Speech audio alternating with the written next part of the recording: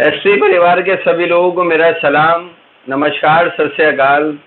दोस्तों और साथियों, एक बार फिर मैं आपको ये बताना चाहता हूँ कि अनुभव मित्तल जी जो पीछे 1 अप्रैल को नोएडा पहुँचे थे, यहाँ पर भी तारीख थी उनकी, और एक केस में उनकी जमानत भी हो गई थी। दूसरे केस में उनको दिल्ली नोएडा भी लाया गया था। मैंने आप लोगों को बताया भी था कि आज नोएडा हैं, और उसके बाद उनको फिर लखनऊ वापस ले गए थे। और इस अप्रैल में काफ़ी डेट्स, एक हफ्ते में लगभग रोज़ के हिसाब से कई सारी डेट उनकी लग चुकी हैं, और आज भी डेट है, कल भी थी। लगभग काफ़ी डेटें उनकी कोर्ट में काफ़ी हेयरिंग चल रही हैं बराबर। और आप लोग भी बताते हो कि हाँ जी, हाँ इस तरह से कुछ हो रहा है। तो दोस्तों और साथियों, मैं आपसे बस एक यही अपील कर रहा हूँ, गुजारिश कर रहा हूँ कि बस अब कुछ समय रह गए हैं। बहुत जल्द अनुभव मित्तल जी की हर तरह से जब जांच पूरी हो जाएगी तो उनकी बेल भी बहुत जल्द हो जाएगी। और बेल के बाद जाहिर सी बात है कि जब वो हमारे बीच में आएंगे तो अपने शब्दों से ज़रूर आप लोगों के लिए जो भी अच्छा प्लान होगा, अच्छी बात होगी, वो रखेंगे। दोस्तों और साथियों, काफ़ी लोग मुझे बराबर फ़ोन करके पूछ रहे हैं कि रिजवान भाई बताओ अनुभव मित्तल जी बाहर आ गए हैं या नहीं। तो दोस्तों और साथियों, एक केस में उनकी ज़मानत हुई थी। उस केस के अंदर दूसरा केस जो है, उसी केस के अंदर उनको दोबारा भी जांच के लिए कोर्ट से ले लिया था उन्होंने।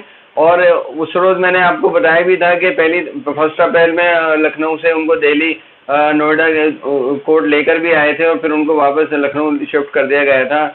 और इनके वालिद साहब को भी नोएडा में कासना जेल के अंदर ये हैं, उनको भी अरेस्ट कर लिया गया था। तो वो भी आप लोगों को मालूम है कि जैसे उनको कुछ पैसा अनुभव मित्तल जी ने उनके अकाउंट में दिया था कुछ सामान खरीदने के लिए कंपनी का, तो वो भी क्लियर है। लेकिन थोड़ा सा एसटीएफ और ईडी जो भी जांच कर रही है, इसके अंदर अपनी जांच वो डालेंगी। और मुझे पूरी उम्मीद है, जैसे अनुभव मित्तल जी ने खुद भी मुझे बताया था कि एसटी और ईडी को हमारा जो भी प्लान है कंपनी का बहुत अच्छा लगा था।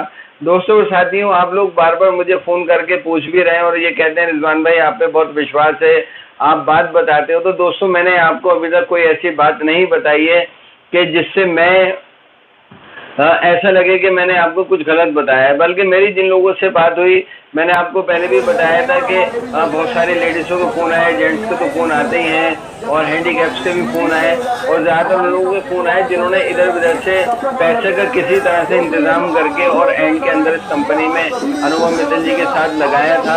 अगर मैं उनसे, मुझे लगता है कि मैं उनसे बात नहीं करता तो वो उससे इतने ज़्यादा डिप्रेशन में थे कि अब 3-3.5 महीने गुजरने के बाद जब वो मुझे फ़ोन करते हैं तो कहते हैं रिजवान भाई अब हमें बहुत ज़्यादा सुकून है, हम अपने काम में भी लग गए हैं, और छोटा मोटा कारोबार भी हमने नया शुरू कराए हैं, और उसके अंदर हमारी रोजी रोटी चल रही है। जो उनके साथ के लोग थे, जो उनको पैसे जिनसे लिया था, मैंने सब लोगों को बार बार बताया कि अगर आपने किसी से पैसे लिया है तो उनका पैसा वापस करना चाहिए, चाहे आप उनका 10 रुपये करके, 100 रुपये करके, 50 रुपये करके ही वापस करो, क्योंकि पैसे आपने लिए हैं, आपकी जिम्मेदारी बनती है, आपको पैसा लौटाना है। तो काफ़ी लोगों ने मुझे बताया कि रिजवान भाई अब हमारे समाज में हमने अपने दोस्त से, घर से, आसपास से जिन लोगों से पैसा लिया था, हमने उसको सच बताया कि हमारा पैसा सोशल ट्रेड में लगा हुआ था, और इसके जो मालिक हैं अनुभव मित्तल जी वो अरेस्ट हैं, और जब वो बाहर आएंगे तो हम आप लोगों के लिए बहुत अच्छा प्लान लाएंगे। या जो भी वो आपको बताएंगे, वो आप लोगों ने जो अपने दोस्तों अहबाबों को जिनसे पैसे लिए थे उनको बता करके बात की, तो मुझे खुशी है इस बात की कि आप सच के ऊपर, सच्चाई के साथ आप आज भी मेरे साथ हो, मुझे फ़ोन करते हो। और बहुत सारे लोग जो दिमागी तौर पर बहुत ज़्यादा परेशान हो गए थे, आज वो कहते हैं रिजवान भाई हमें बहुत ज़्यादा राहत मिली है आपसे बात करके, वरना एक ऐसे मोड़ पर वो आ गए थे कि शायद उनसे कभी ज़िंदगी में ना मैं बात कर पाता, ना उनके घर वाले उनसे कुछ बात कर पाते, क्योंकि आदमी चिंता चिता समान होती है। और मुझे लगा कि मैंने उन लोगों से बात करके शायद उनको इस बात से बचाया, उनकी ज़िंदगी को बचाया। तो मुझे बहुत अच्छा लगता है जब काफ़ी ऐसे लोगों के शुरू में फ़ोन आए कि वो बिल्कुल ही ज़िंदगी से हार गए थे, लेकिन आज उन्होंने दोबारा फ़ोन करके कहा कि रिजवान भाई आपकी वजह से हम दोबारा ज़िंदगी जी रहे हैं। लेकिन अनुभव मित्तल जी, चूँकि उनका प्लान अच्छा था, अनुभव मित्तल जी अच्छे शख्स हैं, अच्छे इंसान हैं, और आप लोग मुझे उनसे, आप लोग उन्हें मुझसे ज़्यादा बेहतर उनको जानते हैं, क्योंकि आप लोग कंपनियों में काफ़ी टाइम से जुड़े थे। नवंबर, दिसंबर, जनवरी में जिन लोगों ने पैसा लगाया वो सब लोग इतना तो जानते हैं कि अनुभव मित्तल जी एक नेक और अच्छे आदमी हैं। दोस्तों और साथियों, मैं अनुभव मित्तल जी के घर पर भी गया था, वहाँ पर उनके दादाजी से भी मेरी मुलाकात हुई। दादाजी आज भी उनके लिए बहुत रो रहे थे। उन्होंने बताया कि मेरा बच्चा बहुत नेक है, बहुत अच्छा है। हम भी ये बात मानते हैं, आप पूरा परिवार 12 लाख लोगों का परिवार भी ये बात मानता है। दादाजी उनके बहुत रो रहे थे, उनका परिवार बहुत इस वक्त दुखी है, बहुत दुख में है। मेरी तमाम लोगों से गुजारिश है कि अनुभव मित्तल जी के लिए भी बहुत दुआ करें, उनके दादाजी के लिए भी दुआ करें, उनके पिताजी के लिए भी दुआ करें, क्योंकि हमारी वजह से, हमारे प्लान की वजह से जो लोग हम इतनी ज़्यादा तादाद में जुड़ गए थे, ये मुझे लगता है कि कुछ लोगों को बात पसंद नहीं आई कि तमाम परिवार हम हंसता खा भी रहा था, कमा भी रहा था, इस प्लान के अंदर लोगों ने पता नहीं कैसे अनुभव मित्तल जी को अरेस्ट करा दिया। मुझे बहुत दुख है इस बात का, उनके दादाजी को भी बहुत दुख है इस बात का कि एक ऐसा हमारा बच्चा है, इतना शरीफ बच्चा हमारा, जिसने इतने सारे लोगों का सहारा बना, कुछ लोगों की जरा सी गलती की वजह से उन्होंने उनको अरेस्ट कर लिया। बल्कि अनुभव मित्तल जी के साथ उनके वालिद को, उनके पिताजी को भी अरेस्ट कर लिया। मुझे इस बात का भी बहुत दुख है कि बताओ हमारी वजह से उनके पिताजी भी सफ़र कर रहे हैं जेल के अंदर, और उनके दादाजी बहुत रो रहे हैं। उनके परिवार के लोगों को बहुत दुख है, सदमा है इस बात का कि अनुभव तो बहुत अच्छा लड़का है, अच्छा उन्होंने नेक काम किया, अच्छा काम किया, लेकिन आज दुख की बात यह है कि वो जेल की सलाखों के पीछे हैं। तो दोस्तों और साथियों, आप उनके परिवार के लिए दुआ करें, अनुभव मित्तल जी के दुआ करें, अनुभव मित्तल जी के पिताजी के लिए दुआ करें, अनुभव मित्तल जी के दादाजी के लिए दुआ करें, क्योंकि वो लोग भी आपके लिए दुआ कर रहे हैं। इसलिए कर रहे हैं कि एक अच्छा एक प्लान था जो शुरू हुआ था, कामयाबी से चल भी रहा था, पता नहीं क्या जरा सी ऐसी परेशानी आई कि जिसकी वजह से ईडी और एसटी ने उनके ऊपर जो भी जांच लगाई है वो काम चल रहा है। बहुत जल्द कोर्ट का काम है, जैसे जैसे भी अब सामने हालात गुजर रहे हैं आएगा, और बहुत जल्दी अनुभव मित्तल जी की ज़मानत होगी और वो आपके सामने अपनी बात भी रखेंगे। तो दोस्तों और साथियों, आपको मैं पहले भी बताया था कि आपके काफ़ी फ़ोन जो पहले भी आते थे और ऐसे मोड़ पर आते थे कि आप लोग बहुत डिप्रेशन में थे, लेकिन आज अच्छी ज़िंदगी गुजारने के ऊपर आप लोग सब तैयार हैं, और अनुभव मित्तल जी के लिए आप वेट भी कर रहे हैं, करना भी चाहिए। सभी लोग बराबर फ़ोन करके कह भी रहे हैं कि रिजवान भाई अब हमारे साथ जो कुछ चल रहा है बड़ा सुकून है, मित्तल जी हमारे बीच में आएंगे। और दोस्तों और साथियों, मैं आप लोगों को जो जोड़ने का काम करता हूँ, आप लोगों से जो बात करता हूँ, आप लोगों के फ़ोन सुनता हूँ, मेरा सिर्फ इतना रोल है। मैंने पहले भी बताया था, मैं आपके बीच की कोई दीवार नहीं हूँ, मैं आपके बीच का मेरा कोई रोल नहीं है। सिर्फ 12 लाख लोग परिवारों को जोड़ने का काम मेरा है। सिर्फ इस वजह से हिंदू मुस्लिम सिख ईसाई भाई सब इसके अंदर जुड़े हैं कि सब लोग कहते हैं कि हम किसके फ़ोन पर फ़ोन करें, हमारे पास कोई नंबर नहीं है, अपलाइन हमसे बात नहीं करती है। तो मैं सभी से कहता हूँ कि ठीक है, उनकी कंप्लेंट बना करके मुझे कम से कम व्हाट्सअप कर दें, ताकि मैं आगे उनकी बात को रख सकूँ। और मैं लोगों की बात सुन लेता हूँ, इसलिए सुन लेता हूँ कि दोस्तों और साथियों कि वो डिप्रेशन से बाहर आ जाते हैं।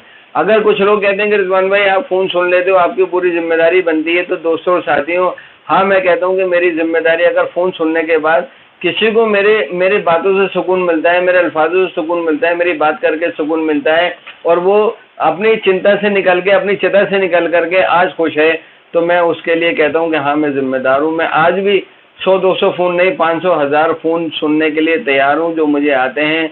मैं सफ़र में भी सुन लेता हूँ, रास्ते में, कारोबार करते में, मेरा भी छोटा सा कारोबार है, मैं उसमें रहते हुए सब लोगों को सपोर्ट इसलिए कर रहा हूँ कि सब लोग जुड़े रहें, बने रहें।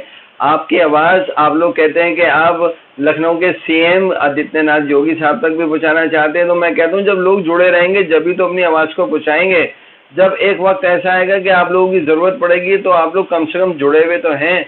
आप लोग प्राइम मिनिस्टर साहब तक अपनी आवाज़ पहुंचाना चाहते हैं, तो ये आवाज़ जब भी तो पहुंचा पाएंगे जब आप सब लोग जुड़े हुए हैं। अगर आप अदरवाइज कहते हैं हम 3000, 4000, 5000 किलोमीटर दूर बैठे हैं रिजवान भाई, हम कैसे, अगर आपका नंबर नहीं होता तो हम आपसे नहीं जुड़ पाते। हम सब लोग जो आपसे जुड़े हैं, हमारा भी मकसद यही है कि जब भी हमारी ज़रूरत पड़ेगी सब लोग इकट्ठे होकर के एक साथ अपनी बात को जहां भी रखना पड़ेगा। और उस बात के लिए मैं आप लोगों को बता दूं कि मैं अनुभव मित्तल जी जब भी कभी कोई मुझे आदेश करेंगे, मैं उनसे एक बार ज़रूर मिलूंगा। वो मुझसे आदेश करेंगे तो पूरे परिवार को हम जोड़ेंगे, और पूरे परिवार को एक जगह इकट्ठा करके जो भी हमें आदेश मिलेगा हम उस काम को करने के लिए तैयार रहेंगे। मैं खुद मोहम्मद रिजवान इस बात के लिए तैयार रहूँगा। मैंने पहले भी कहा था कि मेरे खून के एक एक बूंद, एक एक कतरा आपके लिए मैं बहा दूंगा। तो दोस्तों और साथियों, आप बने रहेंगे, आप जुड़े रहेंगे, आप एक दूसरे ऊपर एतमाद करेंगे, फेथ करेंगे, भरोसा करेंगे, तभी इस काम को, इस मिशन को हम जीत पाएंगे। अदरवाइज अलग अलग लोग हो गए, अपनी अपनी राह पे चल दिए, तो फिर कैसे बात बनेगी, कैसे कोई आकर के उनके लिए कोई काम करेगा, कैसे उनको लोगों को ढूंढ कर लाएगा। इसलिए सब लोग बने रहें अपने शहरों में, अपने इलाकों में 10, 20, 50, 100, 200 लोग जो एक दूसरे को जानते हैं, उनका फ़ोन नंबर, एड्रेस सब अपने पास रखें। जब भी ज़रूरत पड़ेगी आपको बता दिया जाएगा। 21 मई के लिए व्हाट्सएप पे लोग मुझे फ़ोन करके बता रहे हैं कि रिजवान भाई एक मैसेज चल रहा है कि 21 मई को जंतर मंतर पे लोगों को इकट्ठा होना है। तो दोस्तों और साथियों, गर्मी का मौसम है, मुझे नहीं मालूम कि ये मैसेज इस बार फिर किसने डाल दिया, क्योंकि पहले 23 अप्रैल का चूँकि दिल्ली के अंदर इलेक्शन था तब भी किसी ने डाल दिया था।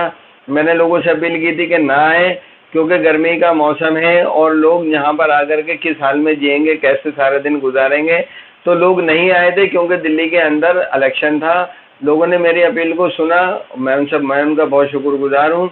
लेकिन अगर अभी लोग कह रहे हैं कि हम 21 तारीख को जंतर मंतर पे आएंगे, तो वो उनसे पूछें जिन्होंने उनको बुलाने के लिए ये अपील व्हाट्सएप या फेसबुक पर डाली है।